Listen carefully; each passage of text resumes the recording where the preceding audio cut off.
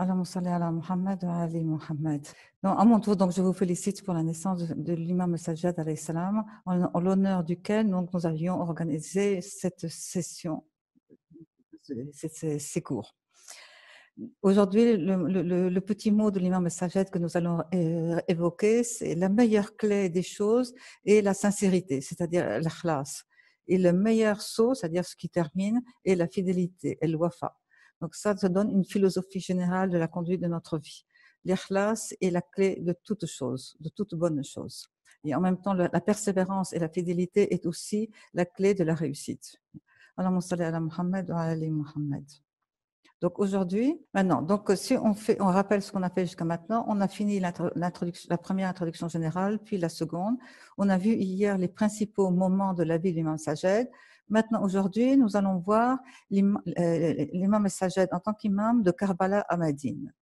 Donc c'est une période qui est très courte, puisqu'on l'avait dit que ça durait que quelques mois, pendant l'année 61 de l'Hégire, mais c'est à la fois une période très douloureuse. Comme vous savez, c'est suite à la tragédie de Karbala. Vous imaginez un jeune homme de 22, 23 ans qui assiste à l'assassinat de son père, de tous les membres pratiquement de sa famille, et lui, il est présent, il est alité, il est malade, donc ça, on peut dire que c'est une ruse divine et aussi une volonté divine pour le préserver, mais en même temps, vous imaginez quels peuvent être ses sentiments de vivre une telle situation, de voir tous ses proches mourir et lui ne pouvoir rien faire. Le deuxième aspect aussi, c'était de voir tout d'un coup l'armée de Yazid vouloir s'emparer des enfants et des femmes qui se sont retrouvés d'un jour au lendemain sans personne pour les défendre. Donc vous imaginez dans quel état se trouvait l'imam Sajjad à ce moment-là. Mais en même temps, il savait qu'à partir du moment où l'imam Hussein tombait martyr, c'est lui qui portait la responsabilité de l'imama de toute la nation. Donc il n'y avait pas uniquement le problème de la sauvegarde des femmes et des enfants qui étaient avec lui, mais c'était la sauvegarde de toute la nation islamique, c'était la sauvegarde de tout le message islamique. Donc nous allons voir aujourd'hui cette courte période, mais qui est très très importante, et nous allons voir comment à chaque étape, comment il a abordé la question et comment il a parlé différemment aux gens en fonction des personnes à qui il s'adressait. Aussi, cette fois-ci, nous allons présenter le cours d'une façon différente. Donc, pour vous rappeler le plan d'aujourd'hui. Donc, nous allons voir dans un premier temps les prises de position de l'imam à Koufa. Donc, d'abord dans les rues de Koufa, ensuite dans le palais d'Obaïdullah ibn Ziyad, donc qui était venu, qui avait retourné toute la situation de Koufa contre l'imam le Hussein alayhi salam, et à la mosquée de Koufa. Puis, dans un deuxième temps, nous allons voir les prises de position de l'imam, donc captif, à Shem, qui est à l'heure actuelle Damas. Donc, d'abord dans les rues de Shem, puis dans le palais de Yazid et à la mosquée de Shem. En troisième position, nous allons aborder la question du passage de Karbala sur le chemin de retour à Médine. Et à la fin, nous tirerons la conclusion de tout ce que nous avons dit aujourd'hui. Bien. Donc, dans un premier temps, nous allons voir donc, ce que je vous ai présenté. Cette période était donc une période très courte, très douloureuse. Et en même temps, vous allez constater qu'il était à la fois très ferme, très énergique avec certaines personnes, et en même temps très clair par rapport à d'autres. Bon. C'est pour ça qu'on a résumé, pour que vous ayez cette idée en tête, pour voir que c'était les masses médias de cette époque. À l'heure actuelle, nous vivons avec l'Internet, avec le téléphone, avec tout ça. Et déjà, nous savons à quel point la guerre au niveau des médias est importante. Les ennemis n'arrêtent pas de nous mentir, et donc il est important aussi de faire connaître la réalité. Cet état de choses n'est pas nouvel, et donc on voit qu'à l'époque de l'imam Hussein, à l'époque de l'imam Sajjad, c'est la même chose, mais bien sûr avec des moyens de mass média différents de ce qu'il y a à l'heure actuelle. Donc, vous allez voir donc à ce moment-là, dans une telle situation, qu'est-ce qu'a fait l'imam Sajjad. Donc, nous allons voir dans un premier temps les prises de position de l'imam captif à Koufa. Donc, ce que je vous expliquais au début, c'est que le cours d'aujourd'hui va prendre une tournure un peu différente. C'est que nous allons donner la parole à l'imam Sajjad. C'est-à-dire que quand dans les rues de Koufa, vous allez entendre vous-même les paroles qu'il va prononcer. Aussi, s'il y a des gens qui écoutent le cours et qui ont envie de participer à lire la lecture des textes qu'on va afficher sur les écrans, vous signalez et comme ça, nous vous donnerons aussi la parole. Et ça évitera aussi de m'écouter que moi. Voilà. Donc, ce qu'on peut constater, c'est que dans les rues de Koufa, si vous vous rappelez, ce sont les habitants de Koufa qui avaient demandé à l'imam Hussein de venir. Donc, quand l'imam Hussein a vu la situation à la mort de Muawiyah et que Yazid voulait prendre le pouvoir, donc il s'était mis en marche et il avait protesté contre la prise de position de Yazid et il avait refusé de lui prêter allégeance. Donc, à ce moment-là, les habitants de Koufa l'avaient appelé en disant qu'il viendrait à son cours et qu'il fallait qu'il vienne à Koufa et qu'il vienne s'installer. Or, ils se sont complètement retournés et il y a eu la tragédie de Karbala. Donc, vous allez voir, ces paroles sont très dures et ce reproche très acerbe. Donc, nous allons lire le texte. Attendez, avant. Bien. Donc, le triste, après Karbala, quand les soldats de Yazid sont rentrés dans la tente, ils ont découvert qu'il y avait un homme, en fait, qui était toujours présent dans les tentes. Celui qui l'a sauvé, ça a été Saïd Zainab alayhi salam, qui tout de suite s'est redressé et a empêché qu'il fasse quoi, en disant que ça suffisait tous les meurtres qu'ils avaient faits et que donc il était malade, que c'était pas nécessaire de le tuer. Donc, Saïd Zainab a sauvé pour la première fois l'imam Sajjad. Et donc, il y a eu ce triste cortège qui a été tous enchaînés les uns aux autres, qui ont été emmenés de Karbala à Koufa. Donc, quand ils arrivent dans le Koufa, le premier endroit, donc on avait dit qu'ils étaient arrivés, c'était dans les rues du Koufa. Bien. Donc, vous allez voir à ce moment-là, les gens sont accourus pour les voir et vous allez voir à ce moment-là les paroles qu'a prononcées l'imam Ali, fils de Hussein, dit alors d'un ton implacable, vous vous lamentez et vous pleurez sur nous, mais qui nous a tués? Puis il fit signe aux gens de se taire et ils se turent. Il se leva, loua Dieu, le glorifia, il évoqua le messager de Dieu, pria sur lui et dit, ô vous les gens, ceux qui me connaissaient me connaissent déjà. Pour ceux qui ne me connaissaient pas, alors je me présente. Je suis Ali, fils de Hussein, fils de Ali, fils d'Abu Talib. Que la paix soit sur eux tous. Je suis le fils de celui dont l'honneur a été offensé, qui a été privé de son bienfait, qui a vu ses biens pillés, sa famille capturée. Je suis le fils, c'est-à-dire que l'allusion à Hussein, je suis le fils de celui qui a été égorgé sur les rives de l'Euphrate. Je suis le fils de celui qui a été tué alors qu'il faisait preuve de grande patience. Et cela me suffit pour être fier. Ô vous les gens, je vous jure par Dieu, ne savez-vous pas que vous aviez écrit à mon père et qu'ensuite vous l'avez trahi?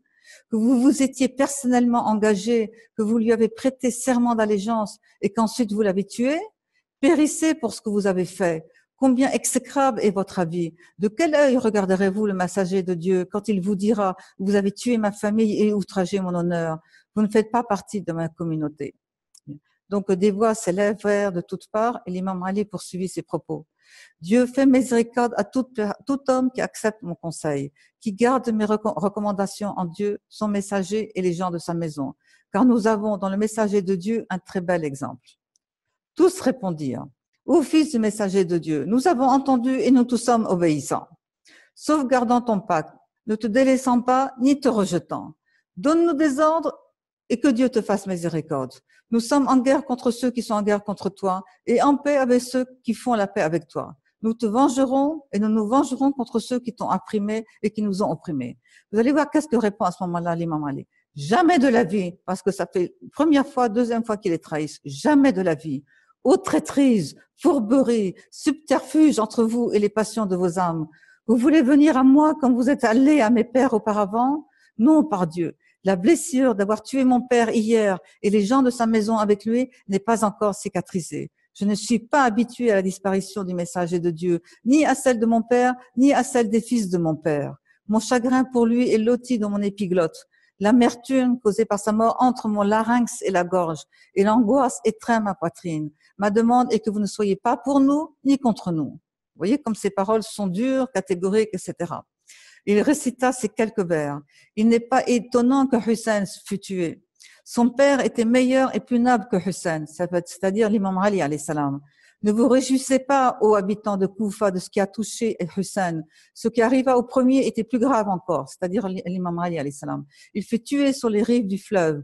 Que je sois un rançon pour lui, le châtiment de celui qui l'a tué et le feu de l'enfer. Puis il ajouta quand même, ce qui est un prémisse de ce qui va se passer par la suite, comme un appel un peu à la vengeance. Nous serons satisfaits de vous si pour chaque tête vous apportez une tête de leurs assassins. Aussi, pas de jour pour nous, ni de jour contre nous. C'est-à-dire que la seule chose qu'il acceptait des gens de Koufa, c'est qu'ils apportent la tête des assassins de ceux qui ont tué l'imam Hussein alayhi salam. Ni plus ni moins. Mais il n'attendait plus rien des gens de Koufa. Donc vous pouvez voir le ton qu'il a employé avec les gens de Koufa, est un ton très dur, comme s'il voulait toucher leur conscience, susciter la culpabilité, le remords, le regret d'avoir fait ça, le remords, et surtout susciter le repentir et le désir de vengeance. Pourquoi? Pour que cette histoire pour que le drame de la tragédie de Karbala ne se passe pas comme ça, de façon inaperçue, comme quelque chose qu'on veut effacer parce que c'est trop affreux. Vous savez, la conscience de l'être humain, des fois, il y a un événement est tellement grand qu'à ce moment-là, on l'efface de notre mémoire. Donc lui, il voulait pas que ce soit effacé de la mémoire. Donc il voulait au contraire activer leur conscience et leur mauvaise conscience pour qu'ils s'activent et réagissent. Allahumma salli ala Muhammad wa ali Muhammad. Bien.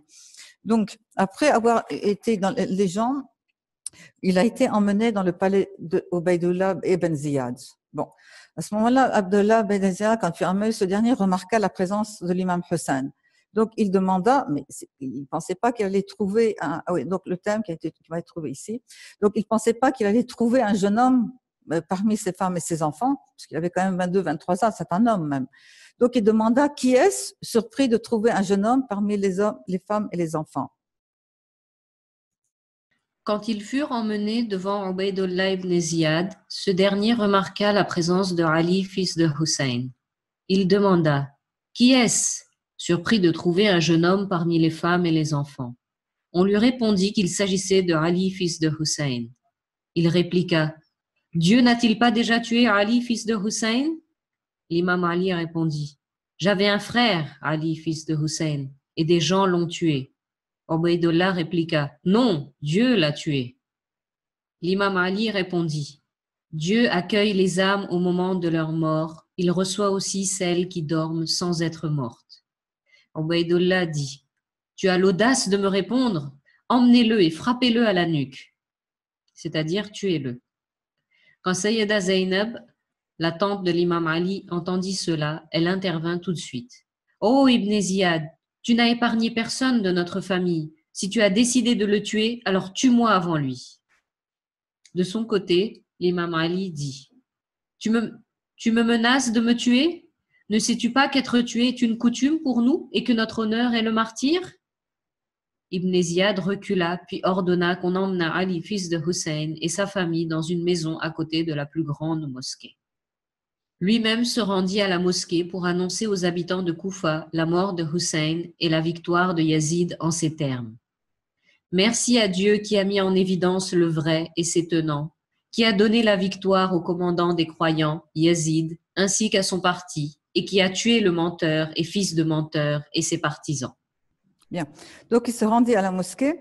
Quand il se rendit à la mosquée et qu'il commence à parler de cette façon-là, à ce moment-là, une personne présente dans l'assemblée, Abdallah ben Afif al-Azdi, un partisan de l'imam Ali, s'indigna de ses propos et s'écria « Tu te permets de t'installer dans la tribune des justes après avoir osé assassiner les descendants des prophètes ?»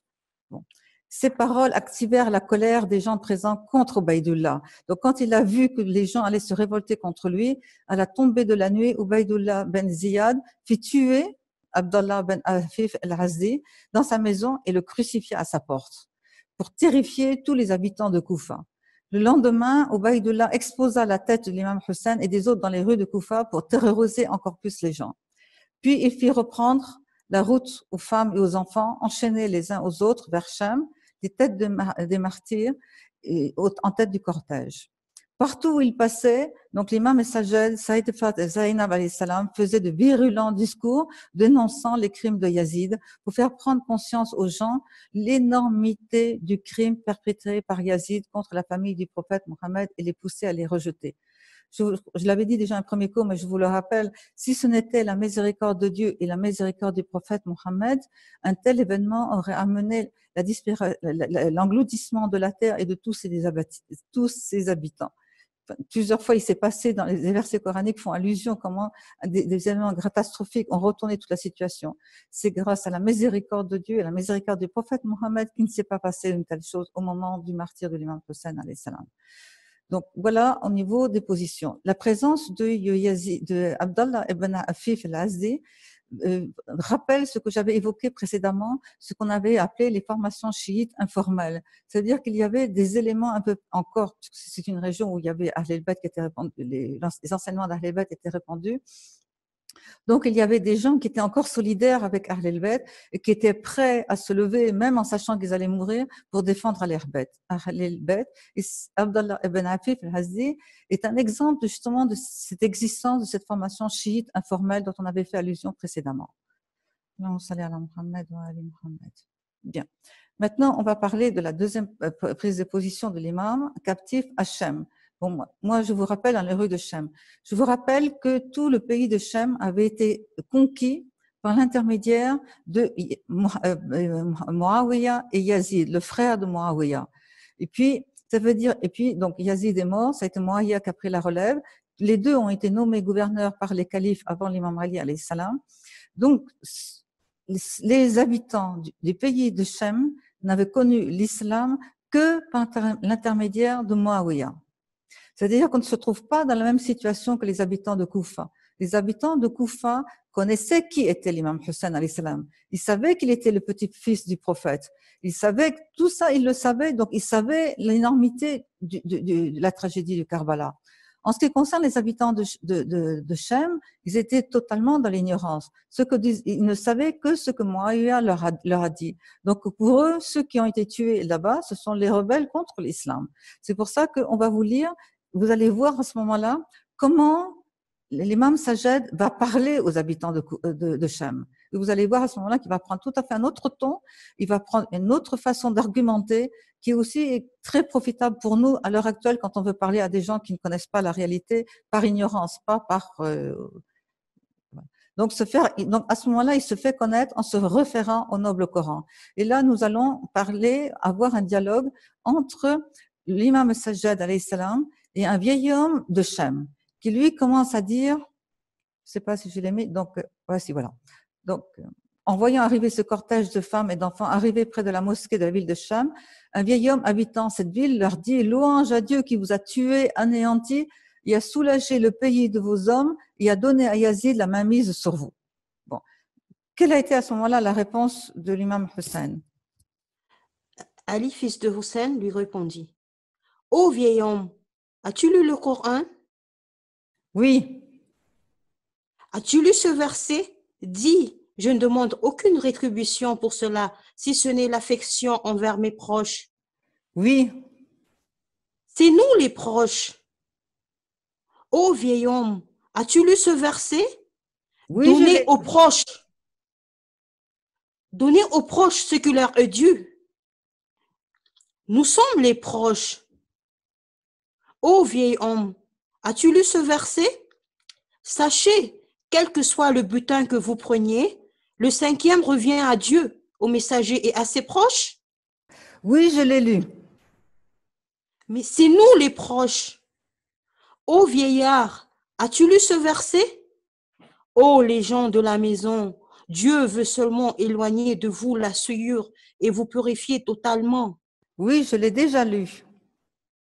C'est nous les gens de la maison, Ahl al-Bayt, à qui Dieu a réservé le verset de la purification, ô vieil homme. Le vieil homme se mit à pleurer, regrettant ces paroles et disant « Par Dieu, vous êtes eux ?» Oui, nous sommes sans aucun doute. Nous sommes eux sans aucun doute. Par le droit de notre grand-père, le messager de Dieu, nous sommes eux. Le vieil homme éclata en sanglots et jeta son turban. Puis il leva la tête vers le ciel et dit « Mon Dieu, je devais à vous devant toi les ennemis de la famille de Mohammed, qu'ils soient des hommes ou des djinns. » Puis il demanda « Est-ce que Dieu acceptera mon repentir ?» Oui, si tu te repens et retournes à Dieu, Dieu revient à toi et tu es avec nous. Mon Dieu, je me répands et je reviens à toi. Mon Dieu, je désavoue devant toi ces ennemis de la famille de Mohammed et ceux qui ont tué les membres de la famille de Mohammed. Cet incident arriva aux oreilles de Yazid qui ordonna de tuer ce vieil homme. Peu de temps après, donc Ali, fils de Hussein, donc tout le cortège va aller dans le palais de Yazid. Donc maintenant, ce qu'on a vu jusqu'à maintenant, c'est que vous avez vu comment l'imam Ali a parlé avec un habitant de Shem. Donc lui, il était ignorant, il ne le savait pas. Ce n'est pas par mauvaise foi ni par mauvaise volonté. Donc il lui a fait comprendre par l'intermédiaire du Coran, qui était le dénominateur commun de tous les musulmans, de montrer que c'est eux les descendants du prophète et donc mettre en évidence l'énormité du massacre qui avait été fait. Donc, ils ont été emmenés dans le palais de Yazid. Quand nous arrivâmes au palais de Yazid, fils de Muawiyah, nous étions attachés par des cordes. La corde était accrochée à mon cou, ça c'est l'imam Ali qui parlait, à celui d'Oum Kalsoun, puis à l'épaule de Zainab et de Soukaina, puis des filles. Ils nous menaient et chaque fois que nous ralentissions le pas, ils nous frappaient jusqu'à ce qu'ils nous fissent arrêter devant Yazid, que Dieu le maudisse. Bien. Donc, à ce moment-là, il va parler à Yazid. La première chose qu'il va faire, c'est évoquer, rappeler le messager de Dieu, qui est le dénominateur commun de tout le monde, et montrer que eux, ils sont descendants du messager de Dieu. Et en même temps, il va être très dur par rapport à Yazid, parce que c'est lui le responsable de tout. Et il va appeler la malédiction divine sur Yazid. Bon. Je me suis avancée et dit à Yazid, qui était assis sur son trône, Yazid, à ton avis, comment serait le messager de Dieu s'il nous voyait ainsi? Yazid ordonna qu'on rompît leurs liens. Puis il posa la tête de l'imam Hussein devant lui et dit « Louange à Dieu qui a tué ton père ». L'imam Sajed répondit « Malédiction de Dieu pour celui qui a tué mon père ». Donc, vous voyez aussi une petite, entre parenthèses, un point qu'on avait abordé hier et qu'on abordera plus tard, c'est que comment Ubaydullah et Yazid présentent la chose comme étant c'est Dieu qui a tué le père. Donc, c'est une notion de l'unicité, comment aborder la question de l'unicité, mais eux, ils l'abordent pas d'une façon gnostique ou bien spirituelle, mais ils l'abordent uniquement pour disculper leurs propres actes, comme si eux, ils n'étaient pas responsables de leurs propres actes. Yazid répliqua, un malheur ne vous a pas touché qui ne soit dû à ce que vos mains ont acquis, c'est-à-dire que vous êtes responsable de vos propres malheurs. Donc, à ce moment-là, l'imam répondit, ce n'est pas cela qui est descendu à notre propos, mais le verset suivant. Nulle calamité n'atteint la terre, ni vous-même, sans que cela ne soit inscrit dans un livre, avant même d'avoir été créé. Voilà qui est facile à Dieu. Il en est ainsi pour que vous ne soyez pas désespérés par ce qui vous a échappé, ni que vous n'exultiez de ce qui vous a été donné. Dieu n'aime pas l'insolent plein de glorioles. Puis Ali, fils de Hussein, continua. Au fils de Muawiyah, donc lui, par contre, il lui rappelle les ascendants de Yazid. Au fils de Muawiyah, de Hind, de Sokhr, la prophétie et l'autorité ne sont descendues que pour mes parents, mes aïeux, avant que tu ne sois né. Mon grand-père, Ali, fils d'Abu Talib, était à Badr, à Uhud, c'est-à-dire c'est toutes ces batailles dans lesquelles ils ont combattu les parents de Yazid. À la bataille des partis, portant l'étendard du messager de Dieu, alors que ton père et ton grand-père portaient l'étendard de l'incroyance. Malheur à toi, Yazid, si tu réalisais ce que tu as fait, quel crime que tu as commis à l'encontre de mon père et de sa famille, tu t'enfuirais dans les montagnes, tu éteindrais de la cendre et tu appellerais au malheur sur toi. Annonce l'humiliation et le regret quand les gens seront réunis le jour du jugement. Bien. Donc, lui, il a rappelé ses ascendances qui remontent au prophète, le prophète Mohammed, que Dieu prie sur lui et sur sa famille, alors que les ascendants de Yazid, toute sa famille ont été depuis le début contre le prophète et contre le message de Dieu. Donc après avoir été annoncé, Yazid a enfermé les femmes et les enfants, puis il a emmené Ali, fils de Hussein, à la mosquée. Bon. À ce moment-là, il a demandé à un orateur de monter sur la chaîne et d'insulter l'imam Hussein et son père Ali. L'orateur, à ce moment-là, ce qu'il fit, il termina en faisant l'éloge de Muawiyah et de Yazid. À ce moment, l'imam Ali, fils de Hussein, se mit à crier « Malheur à toi, orateur, tu achètes la satisfaction des créatures avec la colère du Créateur ?» Puis il s'adressa à Yazid. « Yazid, m'autorises-tu à monter sur l'estrade pour prononcer des paroles qui satisferont Dieu et apporteront des récompenses pour l'assistance ?» Yazid, bien sûr, refusa. Mais devant l'assistance de l'assistance, parce qu'en fin de compte, l'assistance, eux, ils étaient musulmans, ils n'avaient aucune raison d'être contre. Pour eux, ils ne connaissaient l'islam que ce que Muawiyah leur a apporté. Donc, s'ils entendaient des paroles de Dieu, ils étaient prêts à écouter. Donc, ils ont demandé de le laisser parler. Donc, à ce moment-là, il a été obligé de parler. Donc, à ce moment-là, qu'est-ce que va faire l'imam Ali? Il va se présenter devant les gens, en remontant d'abord au prophète. Donc là, on va vous donner un passage Donc, au début, il dit qu'il leur a donné des cadeaux, etc. Bon, vous retrouvez ce hadith à l'intérieur du livre sur l'imam Sajed. Maintenant, le plus important, c'est que à ce moment-là, à la mosquée de Shem, c'est-à-dire devant l'assistance, devant les fidèles, qui étaient des croyants, mais qui croyaient en fonction de ce qu'on leur avait donné comme information de croyance. Donc, à ce moment-là, il va se présenter. La première chose qu'il va faire, c'est qu'il va se présenter comme étant un descendant du prophète. Donc, il va dire. Ensuite, il dit, celui qui me connaît m'a déjà reconnu, et à celui qui ne me connaît pas, alors je vais me faire connaître. Je suis le fils de la Mecque et de Mina. Je suis le fils de Zamzam et Safa. Je suis le fils de celui qui a porté la zakat pour les extrémités du manteau. Je suis le fils du meilleur qui s'est enveloppé et s'est vêtu. Je suis le fils du meilleur qui s'est chaussé et a marché pieds nus. Je suis le fils du meilleur qui a tourné autour de la Kaaba et a marché entre Safa et Marwa. Je suis le fils du meilleur qui a fait le pèlerinage à la maison sacrée et a répondu à l'appel de Dieu. Bien, je continue parce qu'on n'a pas pu mettre sur ce programme en entier le passage. Je suis le fils de celui qui fut porté par El Bouhak dans les airs. Je suis le fils de celui qui est parti de nuit de la mosquée El-Haram à la mosquée El-Aqsa. Je suis le fils de celui qui a atteint le jujubier céleste. Je suis le fils de celui qui s'approcha et demeura suspendu. Il était à une distance de 2 portées d'arc ou moins encore, c'est-à-dire pour montrer la proximité qu'il était par rapport à Dieu. Je suis le fils de celui qui pria avec les anges du ciel, à qui le majestueux a révélé ce qu'il a révélé. Je suis le fils de Mohammed el-Mustafa et le fils de Ali el-Murtada. Je suis le fils de celui qui a frappé des 2 sabres devant le messager de Dieu, qui a prêté allégeance des 2 allégeances, qui a lancé les 2 javelots, qui a émigré les 2 émigrations, qui a combattu Badr à Badr et à Hunayn, qui n'a jamais nié Dieu le temps même d'un clin d'œil. Et ainsi, il continua se présentant comme étant le fils du messager de Dieu, le fils de l'imam Ali, le prince des croyants, qui était quand même, avait été calife, donc il était connu de tout le monde, de Khadija al-Kubra et de Fatima al-Zahra alayhi salam, faisant montre de savoir et d'éloquence et de sagesse. Bien. Puis, il passa à une deuxième non, je continue. Donc, je fais l'introduction. Il se présenta comme étant le fils de l'imam Hussein. Et là, il saisit l'occasion pour rappeler les événements qui ont eu lieu à Karbala, dont Yazid était le responsable. Je suis le fils de Hussein, le tué de Karbala. Je suis le fils de celui qui a été recouvert de sang. Je suis le fils de celui qui a été égorgé dans le dos. Je suis le fils de celui qu'on a laissé assoiffé jusqu'à la mort.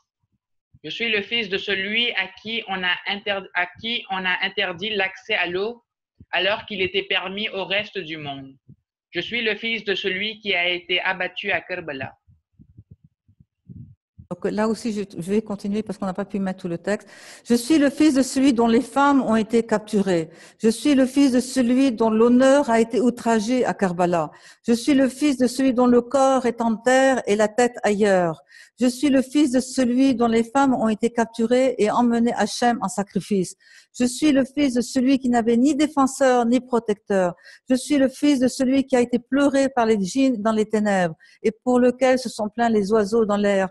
Il continuait comme ça. Lui, il se mit à pleurer et les gens dans l'assistance se sont mis à pleurer. Les voix montèrent dans la mosquée, les gens réalisant quel crime avait été commis. Yazid, à ce moment-là, prit peur, craignant une rébellion et un élément de sympathie pour les gens qu'il avait capturés, qui présentés. Donc, il ordonna à celui qui annonçait la prière de couper la parole à l'imam Ali en récitant l'Aden. Donc, il y a quelqu'un qui va monter sur la tribune, il va commencer à réciter l'Aden. Donc là, ça va être la deuxième intervention de l'imam Sajed, c'est quand il va commencer l'Aden. Donc, je donne le début de l'Aden. Donc, il commence, Dieu est plus grand. À ce moment-là, l'imam Ali de continuer, oui, Dieu est plus grand, plus élevé, plus noble. J'atteste que point de divinité autre que Dieu. Et d'ajouter, j'atteste et tout ce qui témoigne, mes cheveux, ma peau, ma chair, mon sang, ma bouche et mes os, attestent qu'il n'y a pas de divinité autre que Dieu et pas de Seigneur autre que lui. J'atteste que Mohammed, alors, à ce moment-là, l'Aden continue, et j'atteste que Mohammed est le messager de Dieu. Alors, Ali se tourna vers Yazid et dit, Yazid, ce Mohammed est mon grand-père ou le tien? Si tu dis que c'est le tien, alors tu mens. Et si tu dis que c'est mon grand-père, alors pourquoi as-tu tué les membres de sa famille? Pourquoi as-tu tué mon père injustement? T'es-tu emparé de ses biens et as-tu capturé ses femmes? Il parlait, les larmes coulaient sur ses joues. Puis il continua. Tu as fait cela et ensuite tu dis que Mohammed est le messager de Dieu et tu t'orientes en direction de la Qibla. Malheur à toi le jour du jugement dernier, quand mon grand-père et mon père te demanderont des comptes. Donc Yazid cria à celui qui récitait l'Aden de commencer l'annonce du début de la prière. Donc elle y calmait.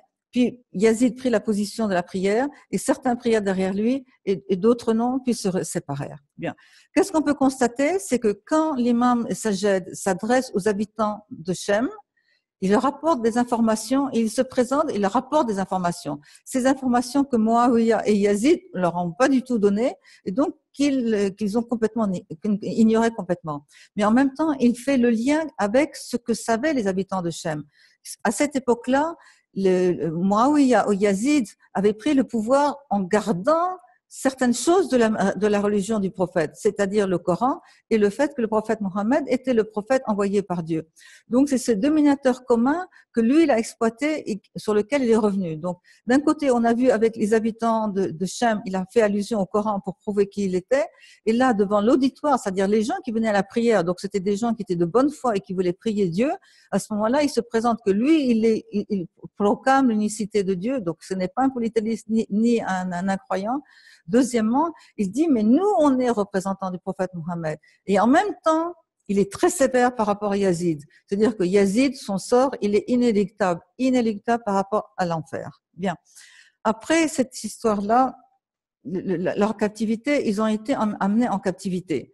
Donc, Manhan, qui était un compagnon qu'il avait rencontré en Shem, à ce moment-là, rapporta les propos de l'imam Ali, fils de Hussein. Comment on les a comportés? Ô Manhal, par Dieu, depuis le martyre de mon père, nos femmes connaissent la faim, jeûnant le jour, se lamentant la nuit. Là où nous habitons, il n'y a pas de toit. Il nous arrive la même chose qu'à Bani Israël avec les gens de Pharaon. Ces derniers tuaient les garçons et laissaient les filles en vie. Les Arabes se vantent auprès des étrangers que le prophète Mohammed vient de chez eux. Et les gens de Quraysh se vantent auprès des Arabes que le prophète provient de chez eux et nous. La famille de Mohammed, nous sommes tués, égorgés, prisonniers, chassés, éloignés de notre pays. Nous sommes à Dieu et nous revenons à lui. Voilà les conditions dans lesquelles se trouvait l'imam Ali, enfin tous les captifs, l'imam Ali, Saïd Zainab, toutes les femmes et tous les enfants. Donc on a lu ces conditions. Au bout d'un certain temps, comme ça faisait quand même du refus au niveau de Bala de Shem et que les gens commençaient à se rendre compte qu'il y avait quelque chose de pas normal, donc Yazid a voulu se débarrasser et les a à ce moment-là renvoyés à Médine. Donc nous avons terminé l'époque de Shem. Maintenant, on voudrait aborder une question, la troisième partie, la question du passage par Karbala. Donc, à propos du passage à Karbala sur le chemin de retour à Médine, ce qui est souvent dit pendant les majlis et le ta'azza, c'est-à-dire les cérémonies de commémoration de la tragédie de Karbala, et aussi après l'évocation de Arba'in, c'est-à-dire les 40 jours où maintenant de plus en plus ça devient connu et des manifestations sont organisées entre Najaf et Karbala. Donc, il est dit, selon certaines sources, comme Cheikh Sadouk dans son Amali, comme Cheikh Baha'i, comme Saïd Mohamed Ali Qadi Tabatabai ou Mirza Mohamed Ishraqi, disent, bon, avec les uns et les autres des nuances, disent qu'ils sont passés à Karbala le 40e jour. Qu'à ce moment-là, ils ont rencontré Jabir, fils d'Abdallah al-Ansari, qui était un compagnon du temps du prophète et qui est resté donc de toutes les, enfin un compagnon donc à la fin de l'époque des prophètes, mais qui a connu l'imam Ali, l'imam Hassan, l'imam Hussein, donc ils les ont rencontrés. Donc il y a ce fameux passage où on dit qu'il y a eu une discussion où l'imam Sajed raconte en pleurant ce qui s'était passé à Karbala.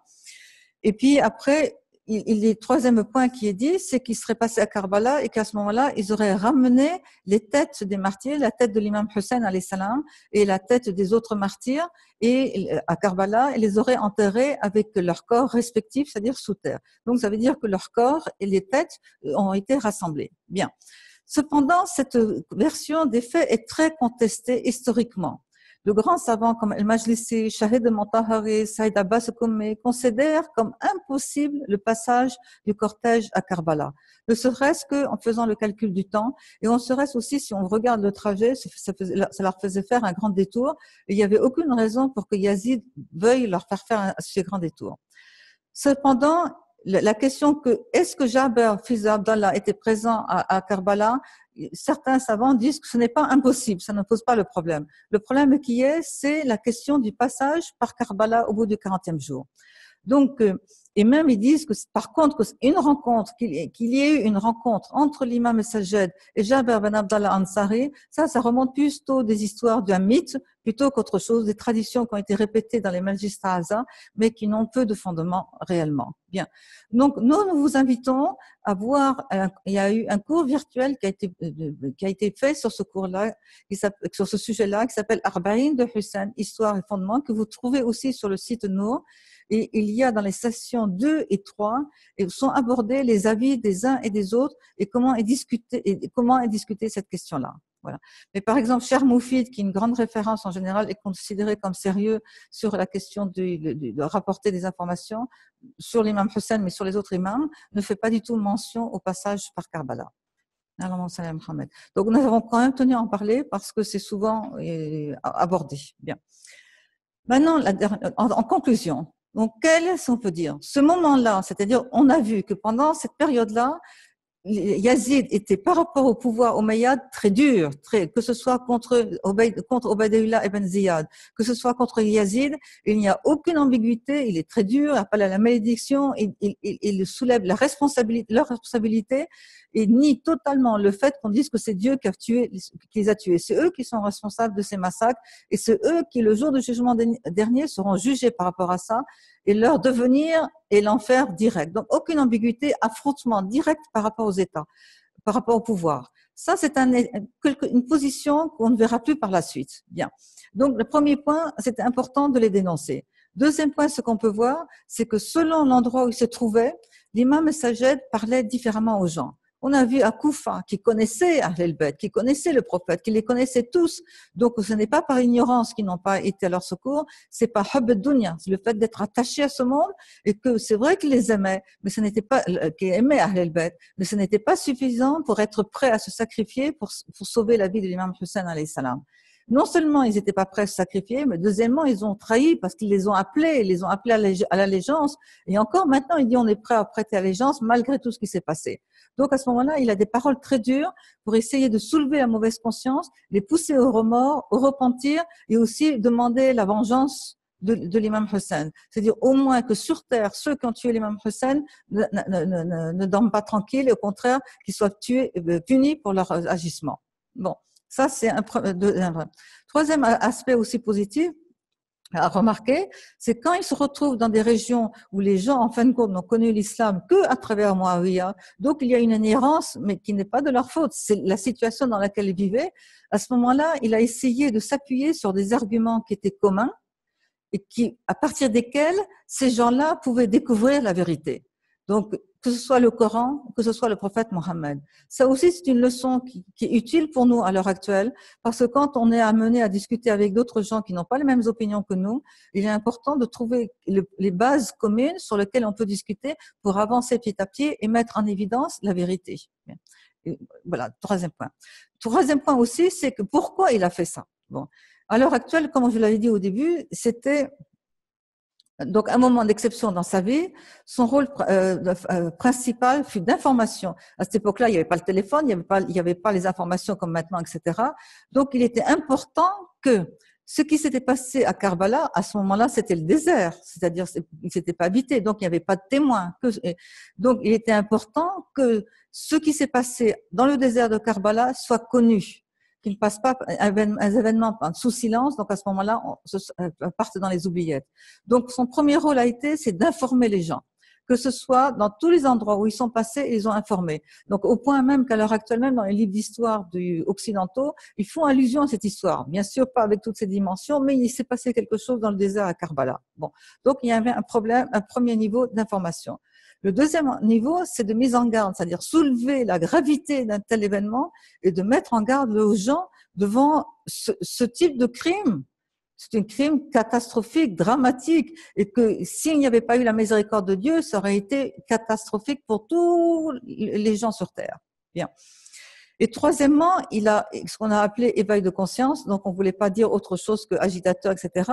Mais il était important qu'il sème des germes qui seraient le point de départ au moins d'une contestation, que cet événement ne passe pas inaperçu ou bien qu'il y ait une lassitude.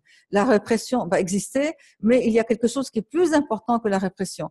Le fait de tomber martyr est une question dans l'islam qui, si c'est dans la voie de Dieu, en fait, c'est une grande victoire parce qu'auprès de Dieu, il sera au paradis, mais pas dans le sens de Daesh, bien sûr, mais dans le sens d'avoir sauvé l'humanité, d'avoir fait le bien, pas dans le sens d'avoir fait des massacres. Donc, c'était important que de relativiser et de montrer la gravité de cet événement et de montrer que le monde sur Terre ne dure qu'un temps, alors que l'éternité, c'est éternel. Voilà. Donc, c'était un moment, c'est pourquoi il était nécessaire pour l'imam Sajed d'avoir une telle attitude pendant. Donc, on a fait exprès de mettre un petit, je ne sais plus comment on appelle ça, enfin, les trucs de médias, c'est pour montrer que ça, ce sont les médias, il a utilisé au maximum les médias qu'il avait en ces moyens-là. Allahumma salli ala Muhammad wa ali Muhammad. Et ainsi, donc, nous arrivons, il va rentrer à Médine. Demain, nous allons voir sa rentrée à Médine. On va voir les effets de cette politique en rentrant à Médine. Allahumma salli ala Muhammad wa ali Muhammad. Donc, si on fait la synthèse, l'imam de Karbala, l'imam Sajed de Karbala à Médine, on a vu dans un premier temps l'introduction, donc l'aspect général, pour qu'on fasse attention à ce qu'il va dire. Deuxièmement, les prises de position de l'imam Sajed captif à Koufa, c'est-à-dire même s'il était prisonnier, il savait qu'il risquait la mort, ça ne l'a pas empêché de dire les vérités en face. Deuxièmement, les prises de position captifs aussi à Shem, de la même façon, dire la vérité en face au despote, mais en même temps informer et renseigner avec sagesse avec les habitants de Shem. Et troisièmement, la discussion à propos de leur passage à Karbala sur le chemin de retour à Médine. Et en dernier point, la conclusion. Allahumma salli ala Muhammad wa ali Muhammad. Je remercie beaucoup pour ceux qui ont participé à la lecture de ce texte. Et maintenant, nous passons aux questions.